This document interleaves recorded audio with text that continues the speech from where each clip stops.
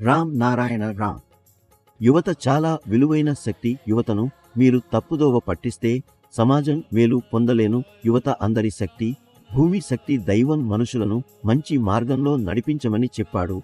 ఆరోగ్యంగా ఉండేందుకు మనుషులకు మంచి ఆహారం అవసరమైనట్లే మన శరీరాన్ని ఆరోగ్యంగా ఉంచుకోవడానికి ధ్యానం తప్పనిసరి. అందువల్ల మీరు ప్రతిరోజు ధ్యానం చేయండి. అందరి తల్లిదండ్రుల పేర్లు రామ్ నారాయణ రామ్ కాబట్టి రామ్ నారాయణ రామ్ను గుర్తు చేసుకోండి. మనలను పుట్టించి ఈ భూమిపైకి పంపినవాడు ఆయనే. మనలను ఆకాశం నుంచి భూమికి తీసుకువచ్చినవాడు ఆయనే. మనుషుల అసలు తల్లిదండ్రులను అందరూ మర్చిపోయారు. ఎవ్వరూ వారిని గుర్తు చేసుకోరు. అసలు తల్లిదండ్రులే వివేకం. వారే రామ్ నారాయణ రామ్.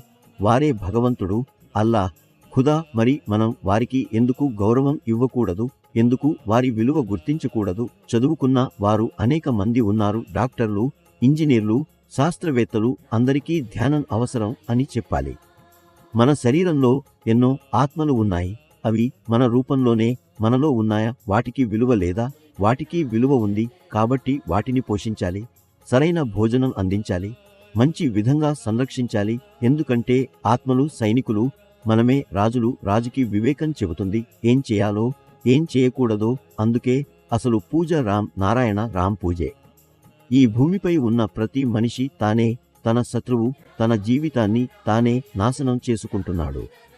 ధ్యానం ప్రతి మనిషికి అవసరం. చెట్లు, మొక్కలు కూడా ధ్యానం చేస్తాయి. ధ్యానం అలవాటు చేసుకోవాలి. ఈ భూమిపై ఉన్న ప్రతిదీ మాట్లాడుతుంది. శబ్దం లేకుండా పుట్టినదేదీ లేదు. శాస్త్రవేత్తలు కూడా ప్రకృతిని పరిశీలించి కొత్త కొత్త ఆవిష్కరణలు చేస్తారు. ప్రకృతి కొబ్బరి నెల్లలో నీటిని నింపింది. మనుషులు త్రాగేందుకు ప్రకృతి మనకవసరమైన అన్నీ ఇచ్చింది. ప్రకృతి పని చేస్తోంది.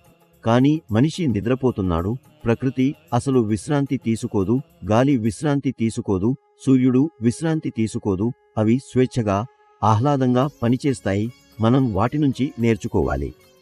ప్రకృతికి అనుగుణంగా ఉన్న సిద్ధాంతాలను పాటించాలి. మనుషులు సృష్టించిన నియమాలను అనుసరించాల్సిన అవసరం లేదు. ప్రకృతి మనకిచ్చినదే నిజమైన ధర్మం. నిజమైన కర్మ. ధర్మం ఎవరి వ్యక్తిగత హక్కు లేదా ఆస్తి కాదు. ధర్మం అందరికీ సమానమైనది. ధర్మం, రాజకీయం ఒకే నాణేని రెండు వైపులు. వీటిలో ఏదైనా తొలగిస్తే అది ఉప్పులేని ఆహారంలా అవుతుంది. మనమంతా ధర్మం పట్ల అప్రమత్తంగా ఉండాలి. ధర్మం యొక్క అసలు సూత్రం ఏమిటంటే మన మనసుకు తగ్గట్టు జీవించాలి. మన మనసు నీరు, గాలిలా సున్నితంగా ఉండాలి. మనం నీరు, గాలిని అవసరానుసారం ఉపయోగించుకుంటాం, వదిలేస్తాం. ధర్మం కూడా అందరికీ ఒకేలా ఉండాలి. ఈ భూమిపై ధర్మాన్ని వ్యాపారంగా మార్చిన వారిని తిరస్కరించాలి. ప్రకృతే అత్యంత గొప్ప ధర్మం. ప్రతి వ్యక్తి దీన్ని అర్థం చేసుకోవాలి. రామ్ నారాయణ రామ్తో ఏకత్వం పొందినప్పుడు మన జీవితం సుస్థిరంగా మారుతుంది. రామ్ నారాయణ రామ్ మనకు ఎల్లప్పుడూ ఒకే సందేశాన్ని ఇస్తాడు. ఎప్పుడూ సానుకూలంగా ఆలోచించండి. మంచి పనులు చేయండి. ఎవరికి సాధ్యమైనంత వరకు సహాయం చేయండి. రామ్ నారాయణ రామ్ ద్వారా సమాజంలో ఉన్న ప్రతికూల శక్తిని నశింపజేయడానికి ప్రయత్నం చేయబడుతుంది.